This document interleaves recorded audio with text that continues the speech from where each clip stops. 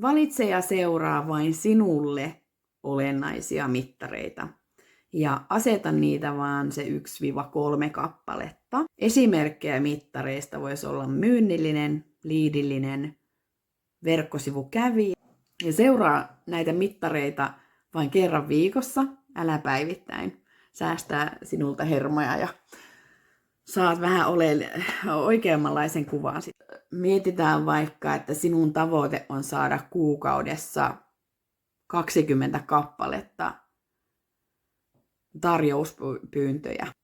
Niin sinä viikoittain seuraisit, että kuinka moni kysyy minulta tarjouspyyntöä tällä viikolla.